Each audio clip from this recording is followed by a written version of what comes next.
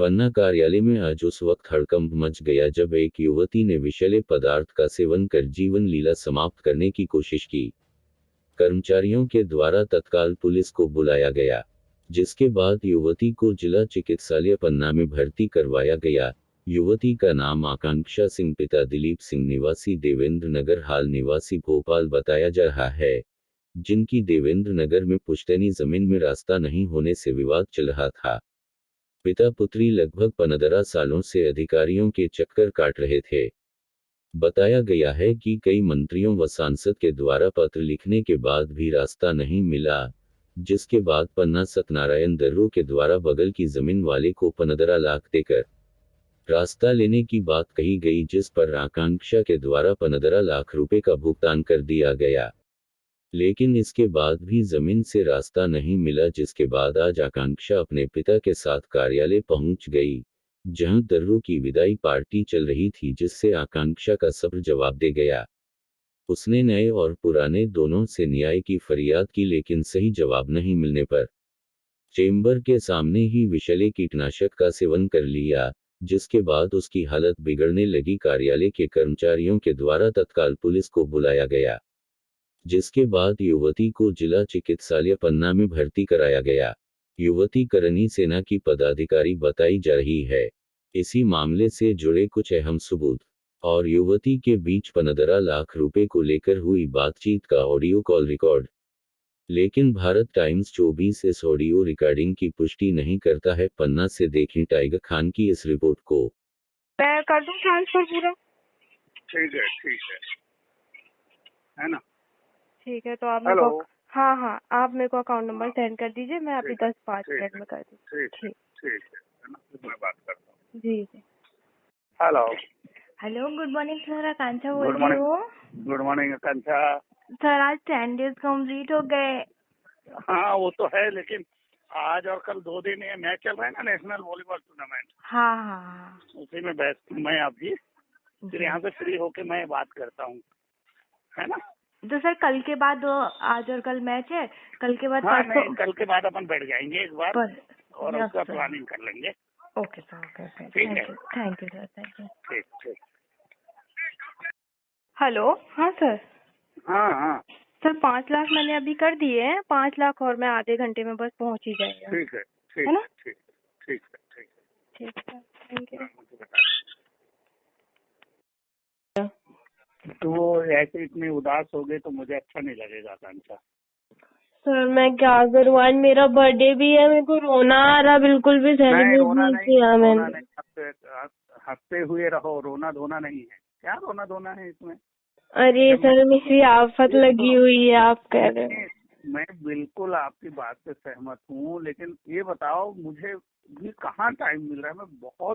आज मैं पूरे टाइम में लगा रहा कि मैं 1 घंटे टाइम निकाल के आऊँ। मैं अब भी लौटा हूँ मैं, और बारिश हो गई तो अभी मैं मैदान फिर वापस जाना पड़ेगा मुझे।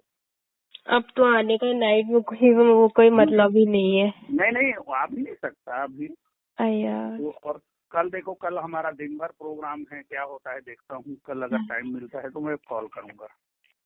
मन को उदास मत करो, हैप्पी बर्थडे मनाओ बढ़िया से।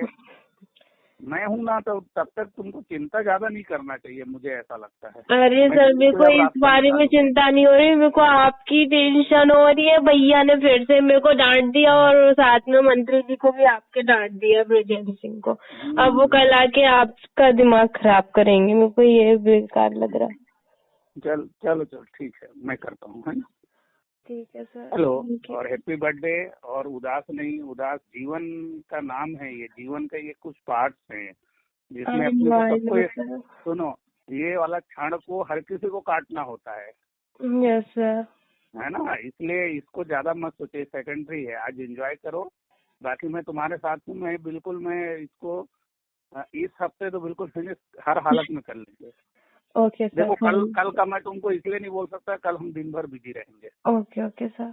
है ना, कल हमको बिल्कुल भी टाइम नहीं मिलेगा, क्योंकि 2-2, 3-3 VIP आ रहे हैं। कोई सर, आप फ्राइडे भी देख लीजिए, अगर जैसा भी होगा मैं तुमको कॉल करूंगा, है ना। तुमको कॉल करने की जरूरत नहीं पड़ेगी, ठीक है। ठीक है सर, थैंक यू। है ना। और हैप्पी बर्थडे, ढेर सारी शुभकामनाएं, खूब Thank खुश you, रहो, sir. खूब मस्त रहो, खूब आगे बढ़ो जहाँ बढ़ जाना है। Thank you, sir. Thank you. Okay okay. मुझे हेलो। हाँ सर। हाँ, मेरे गिफ्ट क्या बोलते हैं वो है, ठीक है। अच्छा सर, आप गिफ्ट देने वाले रोड? हाँ, थैंक यू। है ना, गिफ्ट मेरी तरफ से ड्यू है। जब अगली बार मिलेंगे तुम्हारा काम होगा, उस बार गिफ्ट भी मिलेगा, ठीक है। Okay sir, okay okay, thank you. और उदास नहीं होना, उदास नहीं होना, मैं बार बार कह रहा हूँ। Okay sir. मैं जब तक हूँ तब तक तुमको उदास होने की जरूरत नहीं है, ठीक है। Okay sir, thank you. तुम्हारे प्रॉब्लम को मैं इस हफ्ते हर हालत में सॉर्ट आउट करूंगा मैं। Thank you sir, thank you. ठीक है। Hello, hello, good evening. Good evening, good evening. मैं बोल रही थी 490 और कर दिया, 4,90,000। ठीक है, वो वो मैसेज देख लिया था। हाँ फिर ठीक है। है ना। ओके, आप फ्री होके फिर बात करते हैं ना। ठीक है, ठीक है, ठीक है। बताएं अपना। आकांक्षा सिंह ठाकुर। आकांक्षा जी, ये बताएं, लगातार देखा जा रहा है कि आप एसडीएम कार्यालय के चक्कर लगा रहे हैं, क्या है पूरा मामला, क्यों आखिर चक्कर लगाए जा रहे हैं? जी, मैं 15 सालों से परेशान हूँ। तहसील क्वार्टर से लेके प्राइम मिनिस्टर ऑफिस तक से ऑर्डर, कंटिन्यू ऑर्डर, साल पे साल ऑर्डर आ रहे हैं, हमारे फेवर में आ रहे हैं कि भाई इनको रास्ता दिलाया जाए, रास्ता दिलाया जाए, पर हमें अभी तक कोई भी रास्ता नहीं दिलाया गया है। और कोविड के 6 मंत्री जो है मध्य प्रदेश सरकार के, वो बोल चुके हैं कि भाई इनका रास्ता करवाया जाए, रास्ता करवाया जाए। रास्ता ना होने की वजह से मैं अपने फैमिली मेम्बर भी खो चुकी हूँ, मेरी दादी साहब की डेथ हो गई, लेकिन अभी तक हमें रास्ता नहीं दिलवाया गया। फिर लास्ट में एसडीएम सर ने और इन्हें बोला, डीएम सर ने, कि आप ये सारे आदेश साइड में रखो, आप ज़मीन खरीद लो। तो मुझे 15 लाख रुपए में इन लोगों ने ज़मीन खरीदवाई। उसके बाद 15 लाख रुपए लेने के बाद अभी मैं कंटिन्यू परेशान हो रही हूँ।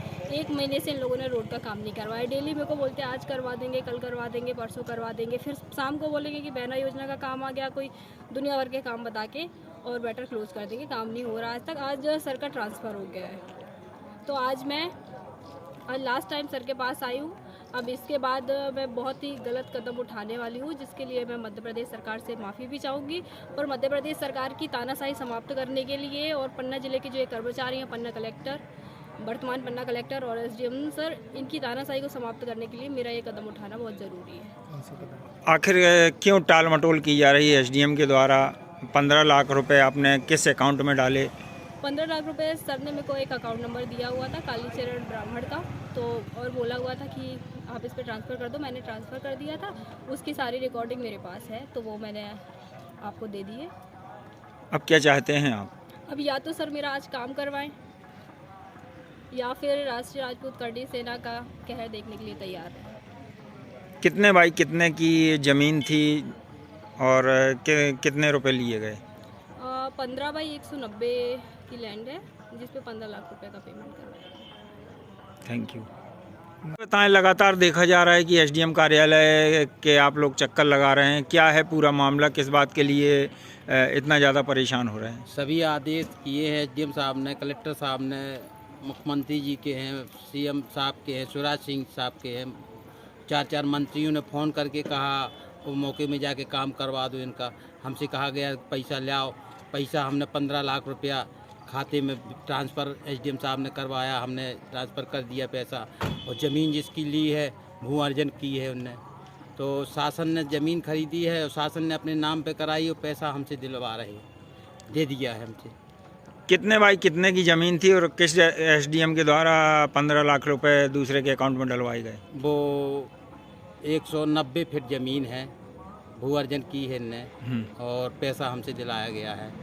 वो उसमें बोल रहे थे कि पैसा उसको लेट मिलेगा तो वो ज़मीन नहीं देगा, तो पैसा अभी दे दो फिर बाद में हम दे देंगे। अब साहब का तो ट्रांसफ़र हो गया, तो कौन हमारा इसका जवाबदार है, कौन पैसा हमारा मिलेगा, कि रास्ता मिलेगी कि नहीं मिलेगी। सभी आदेश हैं रास्ता के, और कलेक्टर साहब का आदेश है, सीएम साहब का आदेश है, पीएम साहब का आदेश है, मानव आयोग का आदेश है, तहसील के 8 आर्डर हैं, फिर भी पैसा मांगा जा रहा है चारों तरफ से। हम कहाँ किसको दें? किस एसडीएम के द्वारा 15 लाख रुपए मांगे गए थे? दर्रो साहब को दिए, दर्रो साहब के उसमें रिकॉर्डिंग में है, सब कुछ है। किसके अकाउंट में डलवाए गए दर्रो साहब के द्वारा? तो एक जिसकी ज़मीन उनने भू अर्जन की है उसके खाते में डलवाया है। तो अभी तक आपको ज़मीन का मालिकाना हक नहीं दिया गया? कुछ नहीं मिला हमको। रास्ता नहीं खोला नहीं, कोई रास्ता नहीं खुली ना, रास्ता देने के उसमें इरादे में थे ये लोग। तो पैसा चाहिए था इनको, हम काफ़ी दिन से पैसा हम खर्चा कर रहे हैं और भटक रहे हैं फालतू, परेशान कर रहे हैं। कहीं बंगले में बुलाएंगे, कहीं ऑफिस में बुलाएंगे, इसी तरीके से परेशान किया जा रहा है। कितने दिनों से परेशान हैं? अब हम 2010 से परेशान हैं। 2010 से हम मतलब चक्कर काट रहे हैं कलेक्टर साहब के, एसडीएम साहब के, सभी के। बोल देते हैं करते हैं नहीं पैसा। अभी कितने दिनों पूर्व 15 लाख रुपए ट्रांसफ़र किए आपने? ये अभी एक महीने के अंदर का मैटर है, 15 दिन के लगभग हुआ है अभी। क्या चाहते हैं आप अब? हम ये चाहते हैं कि हमको जो न्याय है वो मिल जाए और हमारा पैसा जो इनने लालच रास्ता की दे के ले लिया है वो वापसी करें। या तो ज़मीन, या तो हमको हमारी ज़मीन में रकबे में रोड बनाने के लिए कहा था कि आरसीसी रोड बना देंगे हम 15 लाख की, तुम चिंता मत करो, तो वो भी नहीं। धन्यवाद। नाम बताएं अपना। दिलीप सिंह। कहाँ की ज़मीन है? और देवेंद्र नगर हार की है, देवेंद्र नगर रकबे की है। Thank you. एसडीएम कार्यालय से पॉइजन का मामला आया था, एक युवती के द्वारा कीटनाशक खाई गई थी। क्या है सर पूरा मामला और किस कंडीशन में उसको रेफ़र किया गया? आज दिनांक 10 अप्रैल 2023 को शाम को लगभग 7:30 बजे एक महिला को लाया गया था जिसने जहर का सेवन किया हुआ था। वो कोई लिक्विड तेज कीटनाशक प्रतीत होता था। उसको जब लाया गया था तो अर्ध अचेतावस्था में थी। उसका इलाज डॉक्टर जितेंद्र यादव एवं डॉक्टर एस त्रिपाठी जी ने किया और इलाज के दौरान लगभग ठीक हो गई थी, मतलब उसको आराम मिल गया था। किंतु उसके मैंने भविष्य के इलाज के लिए जबलपुर रेफर किया गया। तो खतरे से बाहर बताई जा रही है कंडीशन। प्राथमिक उपचार के दौरान कैसा प्रतीत हो रहा था? प्राथमिक उपचार के बाद जो पहले उसकी कंडीशन बहुत ख़राब थी, कुछ ठीक हुई थी, पूरी ठीक नहीं हुई थी। अब आगे भविष्य में क्या होगा वो अस्पताल से जहाँ गई वहाँ पर सेट होगा। कहाँ के लिए रेफ़र किया गया sir? Medical college Jabalpur. Thank you sir. Poison खाया, क्या है पूरा मामला? आप लोग को बताना चाहूँगा, इनका एक रास्ता विवाद है जो पारिवारिक है, 2010 से चल रहा है। उसका रास्ता का समाधान नहीं हो पा रहा था, तो इन्हीं की सहमति से पड़ोस के कृषक से अभी 15 लाख रुपए में रजिस्ट्री करा के उसका रास्ता दिलवाया। चूँकि रास्ता अभी फसल खड़ी है, तो फसल खड़ी होने के कारण फसल कट जाए तो हम उसको रास्ता खुलवा देंगे। लेकिन इन्होंने आज मेरे ऊपर बहुत प्रेशर किया कि आप तत्काल चल के रास्ता खुलवाएं। तो मैंने कहा कि अभी संभव नहीं है। मेरा जो नए एसडीएम साहब आए हैं और मेरा पटवारी है, तहसीलदार है, इन लोग सब कर लेंगे और मैं कहीं यहाँ से जा नहीं रहे हैं। अभी जैसे ही होगा हम उसको खोल देंगे। पता नहीं वो क्या प्लानिंग से आई थी, ये मेरे साथ बैठे रहे हैं, इन लोग देख पाए होंगे। उनको मैंने समझाने का बहुत प्रयास किया कि ऐसा नहीं होता है। और जो 15 लाख में ज़मीन खरीदी है उसके लिए भी मैंने कहा अगर वो 15 लाख की ऐसी बात है तो हम दे देंगे पैसा। बिल्कुल। बस इतनी सी बात है और उन्होंने खुल के घटनाक्रम क्या हुआ? घटनाक्रम क्या हुआ? आपके मोबाइल से व्हाट्सएप ग्रुप से अकाउंट से वो जहाँ से पैसे डाले हैं उसका नंबर गया है, कहेगा। अरे आज का घटनाक्रम क्या हुआ सर? आज क्या हुआ? नहीं, आज मेरे ऑफिस में आई थी और चूंकि मेरी दिन भर से बैठक थी तो बैठक में वो नहीं कर पाए। अभी जस्ट आया तो उनके द्वारा ये जहर की एक डिब्बी लेके आई थी, वो उन्होंने पिया है। कुछ पैसे की लेन देन की बात भी सामने आ रही है, आपको पैसों के आरोप लगा रहे हैं। नहीं, मेरे से नहीं है वो, अभी भी आप लोग क्लियर कर लीजिएगा। मेरे से पैसे का लेन देन नहीं है। पैसे संबंधित व्यक्ति से जिससे रजिस्ट्री हुई है उसको बाकायदा उनके अकाउंट में जमा की है। पैसे का लेन देन का विषय नहीं है। उनका कहना है मैंने अपने फ़ोन पे से ट्रांसफ़र किया है। नहीं, ये अगर कह रही तो सबूत मांगिए ना उनसे। सर दोपहर में उस महिला ने आपके व्हाट्सएप से एक अकाउंट नंबर आपने भेजा था पासबुक, उसमें पैसे ट्रांसफर नहीं, वही तो वो किसान का जिनसे वो 15 लाख में हुआ था उनका अकाउंट नंबर है। सर ये केस कितने समय से एसडीएम कार्यालय में चल रहा है? नहीं, एसडीएम कार्यालय का है ही नहीं है। अच्छा, मामला आपके यहाँ का नहीं है। एक्चुअली क्या है, मैं आपको बताना चाहूँगा, 2010 से ये प्रकरण चल रहा है। 2010 में तहसीलदार ने वो किया, वो प्रकरण चलता रहा, हमारे यहाँ आया, हमारे यहाँ से भी खारिज हुआ। जब उनके पारिवारिक रास्ते विवाद हैं, आप लोग अभी पता कर लीजिएगा, ये कोई किसी चीज़ से छुपे नहीं हैं, और इस चीज़ को आप लोग भी देख लीजिएगा कि क्या सही है। अब ये है कि मेरा ट्रांसफ़र हो गया तो उनको क्या लगा कि ये शायद मेरा 15 लाख डूब जाएगा और मेरे को रास्ता नहीं मिलेगा। संभवतः मुझे यही लगता है। तो प्रशासन